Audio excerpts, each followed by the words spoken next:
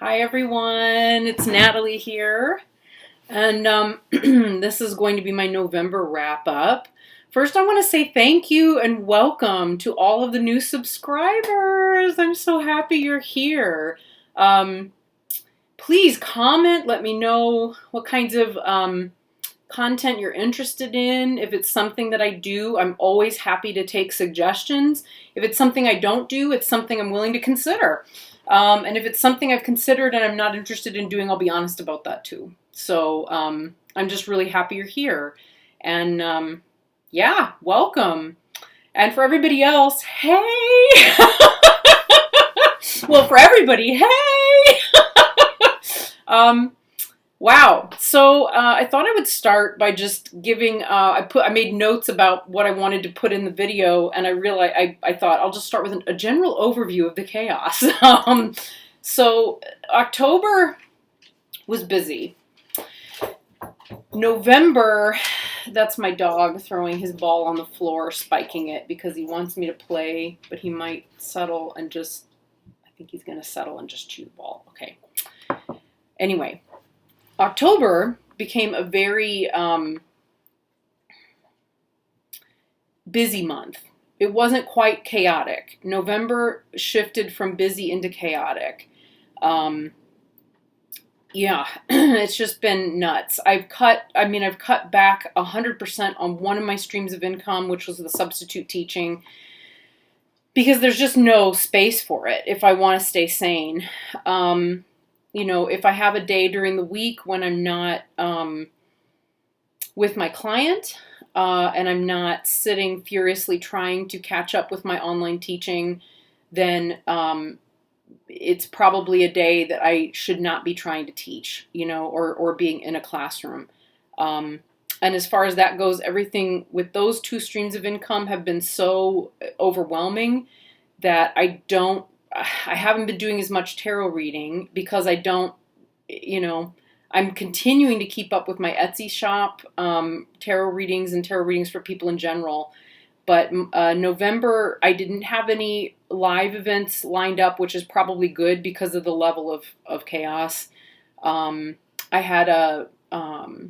had two shows that were pretty close together, like about 3 weeks apart, maybe 2 weeks apart. Let me just look. 3 weeks apart. They were 3 weeks apart, which is great. They needed to be 3 weeks apart. And for me to be able to keep up. But they still felt like they were really, really close together. And so that's a lot when you prepare for a show. The good news is both of them went really well. It was a nice little chunk of income from both of those shows that really helped make my month wonderful. So I'm grateful for that. Money is becoming a lot smoother and a lot easier. Income is a lot smoother and easier. And I'm really beginning to be able to look at how could I eliminate streams of income that are not part of where I see myself going. And that's important. So I really see myself continuing to do end of life work. I am realizing that there are some changes I'd like to make with what kind of end of life work I want to do. I'll have a deeper life update towards the end. But yeah, suffice it to say, this helps me segue into the next thing, which is to talk about the Marielle Tarot. But yeah, suffice it to say, when I got to the 24th, that was last Sunday. Oh my gosh, a week ago. Feels like it's been a year. But when we got to the live on the 24th, that particular day had been crazy. I had spent the day prior going to my mom and dad's, doing some work around the house, going to my mom and dad's, which was supposed to be a short, quick visit. It's never short and quick. So I ended up doing a lot there and helping them with things at the house and talking to my mom about what to do in terms of helping one of my godmothers who also has Alzheimer's or has a diagnosis of Alzheimer's. And that's been kind of an ongoing, difficult situation that gets better and then it gets harder and so on. This is the journey of Alzheimer's, unfortunately. And I have a client that has Alzheimer's. So it really those of you who've dealt with this before in some way, and if you have, my heart goes out to you. You already know. I mean, it just spins your head around 50 ways to Christmas, because it's like going through the looking glass. What's up is down. What's down is up. What's in is out. What's black is white. It's just, I didn't realize how much of an impact it was having, until like my partner and I try to make silly jokes, and I'm like, babe, I can't do this right now. I can't do the jokes because, I need the grounding. I really need the grounding. So by the time we got to Sunday, the 24th, I was in such a, it was tough. I hadn't had as much time as I wanted to really work on my presentation. And I spent the whole day like perpetually like, okay, take a breath, redirect, adjust the sails, and come back. What needs to really happen here? How much of this is necessary? What could you cut away? And then the phone would ring again.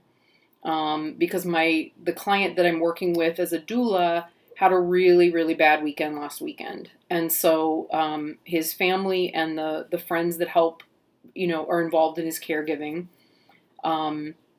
were in a state of emergency and needing a lot of advice, a lot of support, a lot of assistance. At one point, I was going to almost need to get in the car and go over and deal with some conflict resolution, and then they managed to sort it out. So I'd get started on something. And then the phone rang, and then, and then I would have some 24-hour turnaround tarot readings that came in.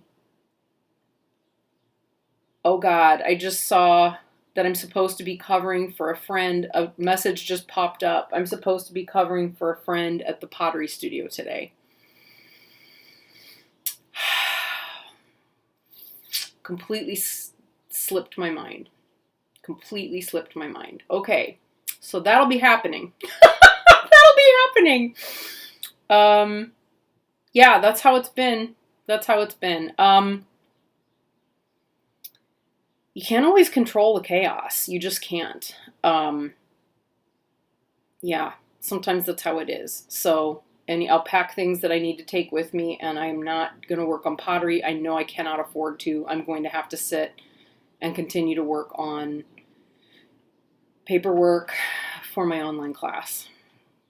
So I'm glad she texted, because I would never in a million years have remembered that I'd made that obligation probably 2 months ago.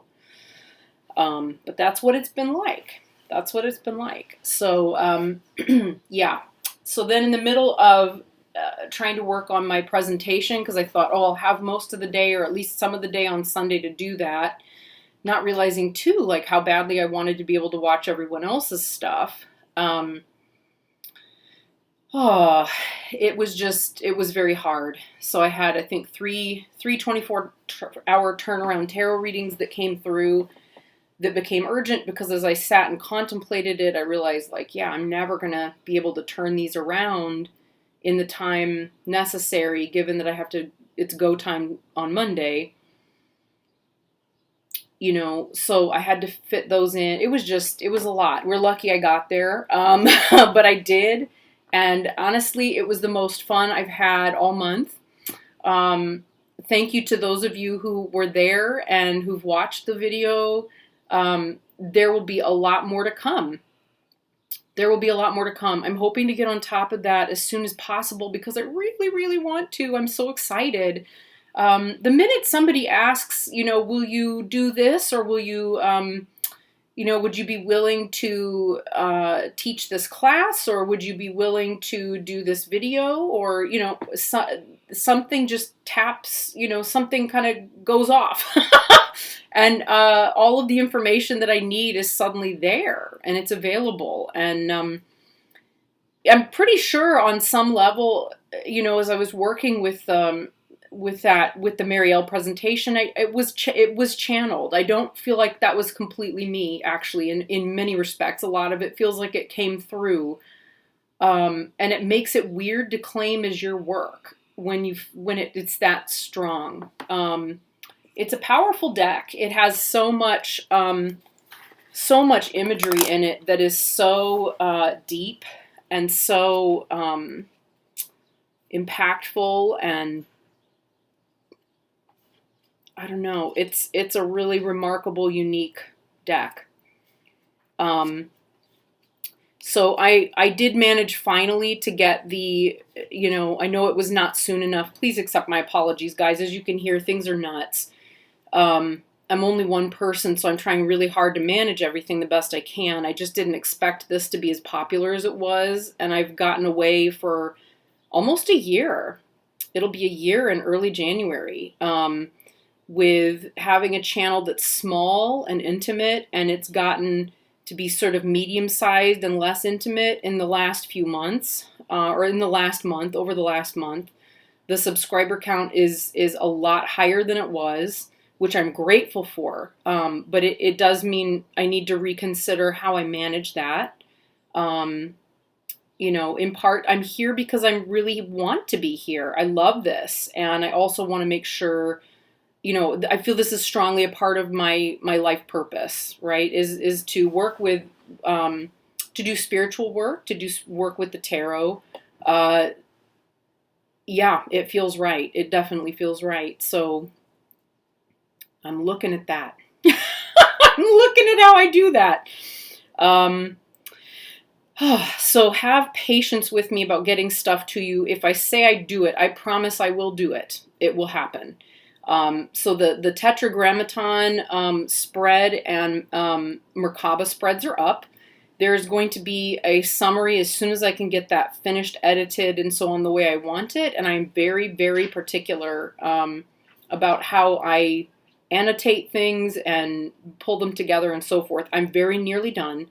I'm going to make a new video about that, and I will put up a list of my keywords that I use for the Marielle, as well as like a summary of that video, and both of those are going to be in the Dropbox. And then I will continue with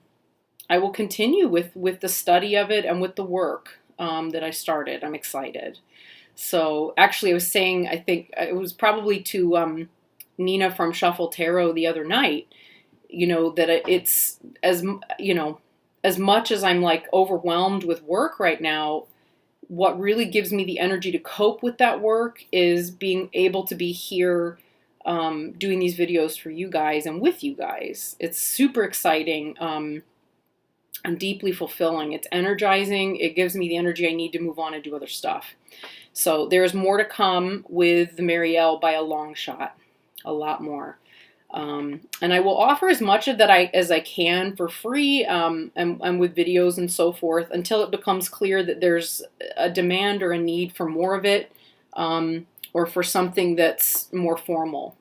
So for now, we'll consider it an offering. So decks I've worked with this month. Ta-da! Next section, section 3. So I started off the month. Did I start off the month? Maybe I did. I feel like I maybe did. Earlier in the month, I think it was this month, we'll say that it was, with the Forest of Enchantment Tarot. And I edged it in this lovely color, which I think is called Evergreen Bough from, it's a Jim Holtz Distress ink. And I'm loving this deck so much, and it smells so good. Yep, still smells great. Again, a big surprise deck. I really never expected to love it as much as I do. I don't tend to like decks that are this fairy tale-like or illustrative in nature, but this one is so much deeper. So much deeper than that, and it's glorious. I love it. So I've had a wonderful time working with it. It's interesting to me that people are saying they don't like the changes in the names of the some of the majors and so forth. I understand why people don't like that. But when you're working with someone as knowledgeable and experienced with tarot and magical traditions as Linnea Weatherstone, she knows what she's doing. If you look closely at the way she's worked these motifs together and collaborated with the illustrator, to make it a something that's deep, right? So that you're not just looking at the surface. You're not just looking at an airy fairy tale neo-pagan deck. You're dealing with someone who really knows their stuff. So if you look just beyond the surface and you really begin to look at how is she weaving all of this together, the answer is very, very carefully and very tightly. And I guess I say that I have a lot of experience of looking at things like this because I was a theater director and a theater collaborator is the word I want, and that's not what I wanted. That's not the word I'm looking for. Basically, I would get together with people and we would create a completely new production, including the play, all of it, right? So we weren't just picking up an already written play and saying, okay, we're going to do The Importance of Being Earnest. We would say, okay, there are 1 million copies of A Christmas Carol out there, but I have a different perspective of it. Let's look at how we could do that. And then I wrote and devising. Poof! I've only been out of it for a little over 1.5 years. I did a lot of devised theater as a theater director. So you start from scratch with the actors. You collaborate with the actors, with assistant director, with possibly a team of other people who are in the room. But it's also a much more highly collaborative process with your designers. And that's what this reminds me of, So I guess because I'm used to that, I know what we're kind of looking at because I know what the territory is. And this is extremely well done. These are two people who really know their work. They know their, Linnea Weatherstone knows her stuff. She knows what she's talking about, and has 30, 40, who knows, a long time. Invested in her work. So yeah, it's a deep deck. It's way deeper than it looks. Strongly blown away by it. So, and it reads like a dream. It's beautiful.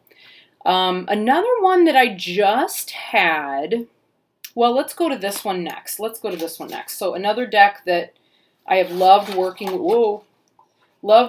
with this month is the Medieval Sigils Tarot, or the Sigilla Medievalia by Julianne Victoria of Through the Peacock's Eyes. And it is, oh God, I love this deck. It's just amazing. I've been posting my readings with it as much as I remember to, and I realized oh, didn't I post that one? I find dozens of photos where I do it in the morning and then I would get, halfway through the day or the next day and realize I never posted that reading. So I'm trying to be better about remembering to post to Instagram, and it's really not always possible with the way the day takes off. But this is, and I need to get more organized. I'm overwhelmed, and when you get overwhelmed, it can be hard to organize. But I'm also somebody who doesn't like to have every moment of my day scheduled and planned. That's not how I operate. I often can get 1,001 things done in a very short period of time, shockingly short period of time, when I'm not pinned down too tightly or too closely. But I'm also someone who can be pinned down pretty tightly and closely and then find plenty of wiggle room in there. So it's a delicate balance. But yeah. Oh my God. Love this deck so much. It reads beautifully with pretty much every deck I pair it with. And I paired it with several over the course of the last couple of months. It doesn't have an opinion. It really doesn't have an opinion. It simply offers you the information, and your mind will come up with the rest of it. It will create the meaning that's there. It will, your own mind will tell you how to read the card, or the cards. Oh my gosh. Very, very deep deck. Very, very deep deck. I find that if I've got, if I do a reading with another deck first, and I most recently did this with another of my favorites, Tarot of the She, And I found that when I paired it with my card draws from Tarot of the She, same thing with the Marielle. I pulled out the Marielle the other day to read with it. And the readings that I had between the, the Sigilla Medievalia and the Marielle was really surprising. I couldn't believe how much it was just, it was like it riffs. It picks up maybe a missing element or a missing component that comes from the other deck that I didn't, and the other cards that I wasn't necessarily seeing, and points to it. Fascinating. And really humbling. It will say, okay, yes, this deck says all of these things, and I want you to notice this. So, yeah. It was, I'm a little bit blown away, actually. I'm a little bit blown away. And it did that too with Tarot of the She. Tarot of the She has given me some deep readings. I had an inclination to pick it up the other day. It was like calling to me from over on my tarot shelves over there. And I thought, okay, I'm coming. I'll come get you. And I did a reading with it, and it came out as all three majors. Whoa. And then I have the Moon Oracle of the She, which I'll pull out in a second, and the reading was unbelievable. And I asked for some commentary from the medieval sigils, and that commentary combined with it just blew me away. Similar thing happened the other day with the Marielle. I mean, it doesn't just come to, these are decks. I don't go to these decks because I'm looking for, hey, what's my, what kind of cereal am I going to have this morning? And I'll get onto that in a minute. But, I go to them because I want the hard-hitting stuff. What's going on in my life path? What's going on in my soul path? What's going on in my soul development? And then, these decks, the bigger decks, will give me those answers. And then the Sigilla Medievalia will give me the missing little pieces, the missing keys, kind of like it says, okay, these are all true, so pay attention to this. And that's what you'll want to do going forward. So I kind of feel like it's probably going to become I've also worked with it individually. I'm really enjoying working with it by pairing it with other decks right now, to get a deeper insight, or, to get that little, like, dialing it into, finer detail kind of thing. So I see more of that happening with my practice with that deck, at least for the time being. And I'm loving experimenting with it. It just has so much to say, and it's so intelligent. So that's the Sigilla Medievalia. Let's see. And then I've been keeping it just like right here, because then whatever else I pick, I just, divvy it up and pair it up. So the Moon Oracle of the She.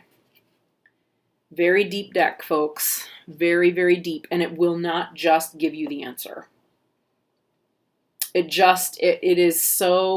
really asks you to look hard and to dig. You really have to dig into your own space, your own heart, your own spirit. I had this card earlier this week, in fact, along with that kind of deeper reading that was like, when are you going to take the signal? We're giving you, we've shown you 100 times.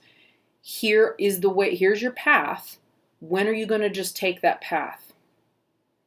So that was a big ass fucking reading. I'm still processing. I'm still processing it. It's not an easy deck to work with every day. It takes me a few days to process, but this time it would not even give me that. I often will pick up a deck and go to mix, shuffle a card that I draw like back into the deck. And I did that. The minute I started to shuffle it, it was like, okay, you took that information, here's your next thing. And it didn't give me any time to really like take it in. It was like, all right, you're right.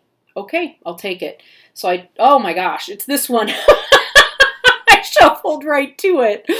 So this came up as the second card, and I can't remember if I got this one posted on Instagram or not. But yeah, this one's a real kick in the ass. It's interesting too because there are 13 circles on here, and 13 is the day of my birthday. So my birthday is December 13th. It's this month. And that is really a very interesting component. 13 comes up for me all the time. I will unintentionally go to gas pump number 13. Or I was at the laundromat yesterday and ended up at laundromat number 13. Or not laundromat, laundry machine number 13. It was just it's that kind of, it's always around. 13s and 11s. So yeah, it's such a wonderful deck. So I'm feeling very drawn to working with Tarot of the She and with the Moon Oracle of the She deck, more deeply this month. We'll see how that goes. We'll see how that works. Because it's been a really, really long month with a lot happening. What else? I've also, So this month, I also just completed the Santos and Signs class with Melissa Lucia. So we worked with the Oracle of Initiation in addition to the Santos and Signs and the Funky Fortunes deck. So this is Santos an Oracle of Initiation. One that I really am feeling a deep calling to work more with. Again, all of these decks, it's, I'm spoiled for choice right now. I look at my shelf and every single deck up there is going, come here, Nat, come on, work with me, I can show you something. And it's like, I can't find the time. And I really am needing that time. I'm needing more time to really be with my space. Winter is my time. I love winter. Winter in the darkness, it's my time of the year. If I had my way, and I hope one day I do, I would spend the majority of December, certainly maybe November, mostly December, maybe January too, in retreat. Working silently, working quietly, spending most of my time devoted to spiritual work and art. And I would really not go out of the house very much or contact other people very much. But that is not the life or the world that we live in right now, certainly. And it just is not possible. So, poo. Get over it. Not very self-compassionate attitude there, but sometimes I could say so much. Anyway, another deck, and I've got my little handy-dandy, ergonomic backpack going on here, which has its own story that we won't go into today. But, so I've also been carrying with me the Santos and Signs Oracle, and it's become like a little friend that it's like not a security blanket, it's just company. I don't know how to describe it exactly, but I love it so much. We were leaving the house to go for Thanksgiving the other day, and I was just like, I love this deck so much. And I just sat, I said, Tom, can you please just drive? Because I can't cope with driving one more day. And so he pulled it out and we started playing, he got in the car to drive and I pulled the deck out so I could just sit with it and flip through it. I just wanted to take in the images, be with the images, look at them. This card has come up a lot for me. There's so much in there. It's an intense deck.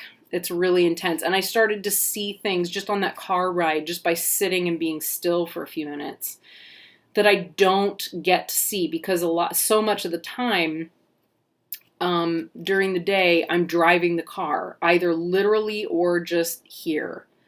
And to become a passenger just for a few minutes and be able to be still, without that pressure was tremendous. So this tells you a lot about,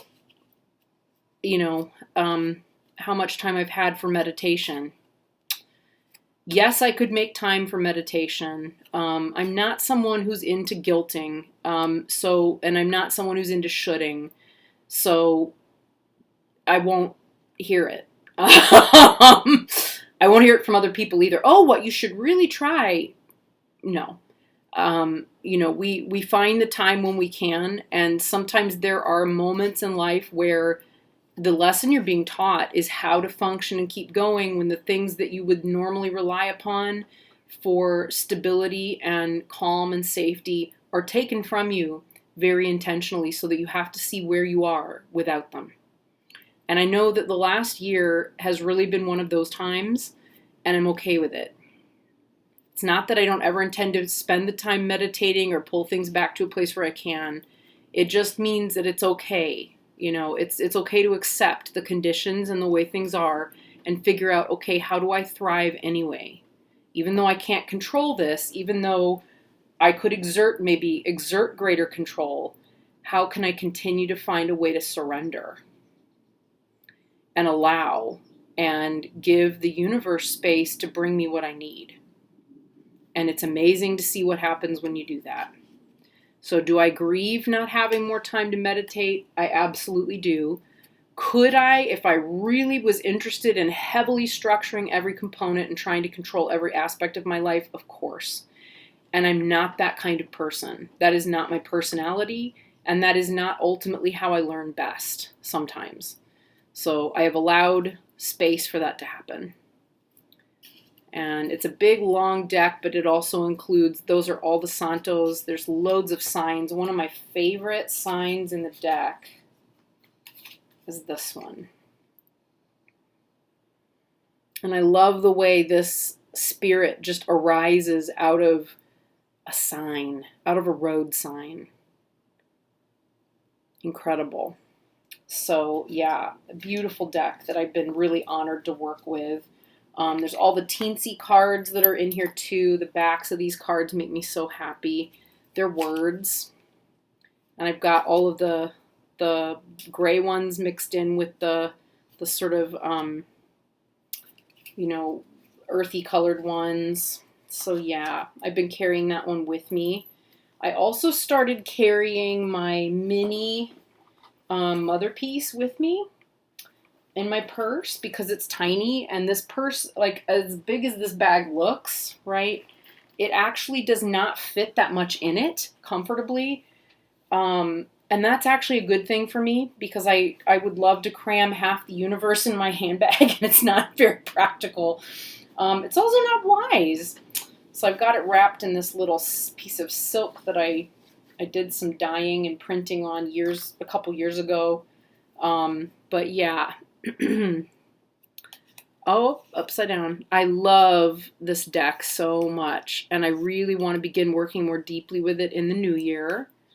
I've got all of the books on my Christmas list, so that I can dive in deeply with it. And again, when I was in the car the other day with Tom, I pulled it out, and I just started flipping through it and holding the deck and shuffling it. Oh, it just felt so good to just sit with it and hold it and look, things that are so underestimated as, beautiful. Just the connection. Okay, next one. So when I was mentioning before about cereal, decks that tell you about your cereal versus decks that tell you about, where is your soul right now? The Lenormand would be one of those decks that will tell you about your soul, okay? I love this deck so much for that. It is a genius. I'm having so much fun working with Lenormand because of its playfulness and its simplicity. So I've had several aha moments this month with, sorry, Dropbox just sent me a little notification. That's probably why I quit using it a long time ago. I may have to figure out how to deal with that.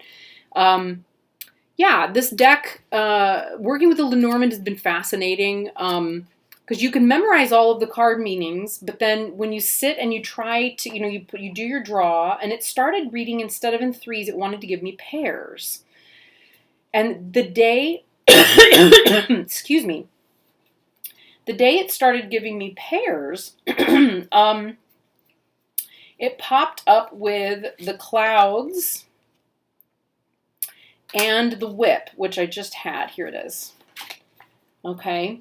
So I'm thinking, all right, something to do with like a foggy mind, or, clouds, mood, bad mood. I was thinking of all the different possible meanings that the clouds could have.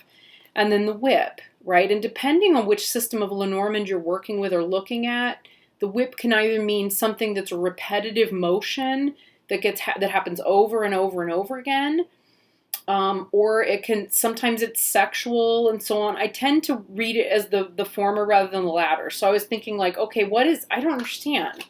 What are these two meanings put together? I have no fucking idea. So I left it alone. I just it's like a puzzle. It gives me a little puzzle to contemplate throughout the day. So I've enjoyed, whether I post them or don't post them, I've enjoyed laying out Lenormand cards every day so that I can look at them and contemplate them and be with them. And on this particular day, I remember I had like 5 minutes to just take the trash out at my client's house. And the client has Alzheimer's. And as I left the house to go take the trash out, he had been sitting in the bedroom asking his wife the same question about every 30 seconds. Honey, are we, and on it went. And I suddenly had this aha. I wasn't thinking consciously about the Lenormand at that moment, but as I was like quietly walking back into the house after taking the trash down to the driveway, these cards popped into my mind and I just burst out laughing. It's like, oh my gosh, it's my client. Of course it is. So, whoops, it should have been the other way around. Here we go.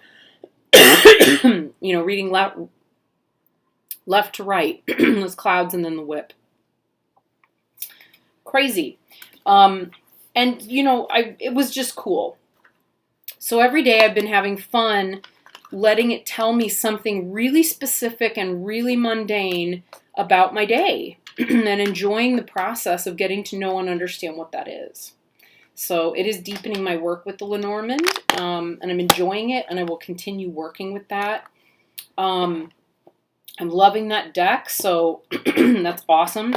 Another one that I just got, and I did do an unboxing video that's pretty long, but I will probably post it anyway and then do a less lengthy walkthrough. But here is the Art of Love. The Art of Love Tarot, which, as many of you would think, you'd be right in thinking this, it is completely not in my wheelhouse. Like, where did you get that inclination? It doesn't involve skeletons. It doesn't involve really creepy, challenging images. It is a very soft, even potentially light washed or nice washed, airy fairy deck. It's also pretty in your face, with some of the images, but beautiful. Very bizarre reading for me of the Chariot. There are a lot of things that challenge me about this deck. It's a curated deck, rather than a deck that was collaborated on, and I really feel that. It's very jarring after working with, so interesting, because it has trees in it. I'm attracted by the trees, but after working with Forest of Enchantment, got Forest of Enchantment's little crystals there, it is very jarring, because it is so nice. I love the artwork, and I feel like the author, whose work is great actually, Denise Jarvie, is actually contorting and twisting some of the meanings a little bit in order to make things fit where they really were not designed to, right? So it's not like Toni Carmine Salerno or Denise Jarvie had some really big experience that was very tarot appropriate. That motivates the change in the name of the card or the way that the card is read. Does that make sense? Not sure. But anyway, I still like it. I'm curious. You know, I feel like this will probably be, it's a soft deck. It'll probably be one that I keep on hand for work around grief with other people. Possibly for myself too. I don't know. But, you know, and I'm going through the trees because it's my favorite. But also, you know, there are times where I've read in public, and I do have another public reading event coming up this month on the 18th. It's another Witchy Wednesday at the Elixir Bar, the Synergy Elixir Bar. But it's... When people come in and they're terrified of the tarot, I really need to have a deck available that is not terrifying and is not going to scare the bejesus out of them. And this is a good one for that. You know, there, again, like I had a public reading last month October, in October, where a woman came in and she was really afraid. And the kindest deck I had to offer was the Marielle. And it worked out fine. On that occasion, it worked out fine because I'm not scary. And I think she could take the images. She was very religious, and taking the images for her was not too hard because of her own religious background. So when I explained that a lot of the imagery we're seeing comes from, you know, it's crazy looking, but it's coming from Ezekiel's vision, instantly those aces clicked for her. So many things in that deck clicked for her, and she could hear anything I needed to tell her because of that. So it was very fortunate. You know, nothing happens by accident, but it worked out well. It worked out well. But I'd also like to have something a little softer and more gentle. I also really love the images in this deck, so that's also very exciting. Nice warm sip of tea there. Another one that I have not managed to get put up because every time I try to edit the video, it's my iMovie starts to try and crash. This guy just arrived mid-month, I think. I bought it from Julianne Victoria. She offered me a really, really good price, and she knew I was really interested in, nice chunky little guidebook there. She knew I was really interested in the Solabusca from a study perspective. Nice little box here. As well as the Book of Saturn. So, if I can grab it. So, I bought it. So she had already had a chance to read it, and I really wanted to look at this book for some time now. And I feel like I would have just bought the book. I wasn't so much interested in having the deck. I gotta tell you, having the deck with the book is fascinating. I haven't had very much of a chance to read. Oh God, it smells good. Oh, if you're into sniffing decks, this one's a great sniffer. Here are the backs. I am not intending to read with this deck, but I'm curious about the images, and it's nice to have a prop. I'm very hands-on and I'm very visual. So as, I never remember this man's name, Peter Mark Adams. It's such an easy name.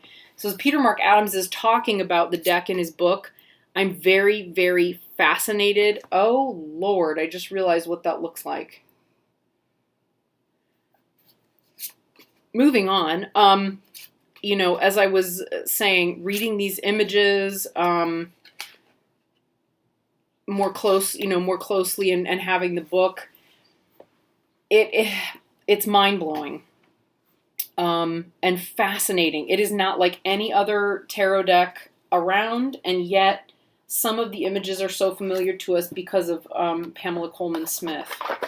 And because some of the images were available to her in the British Library at the time she was creating the Rider-Waite-Smith deck. So anyway, this was a new one that came to me, and I'm very slowly making my way through it when I've got time, which is not much at the moment. So I think right after I first got it, I was able to do some reading on it, and after that, I haven't really been able to do much.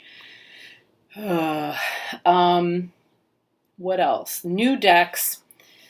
I think we won't have time for further life updates because this is already long. But I also ordered, and I have it right here in this package, although the other one is in my thingy. Oh, that's fine. This I have a locker, so it's fine if the address shows. But in here is the Mystical Dream Tarot.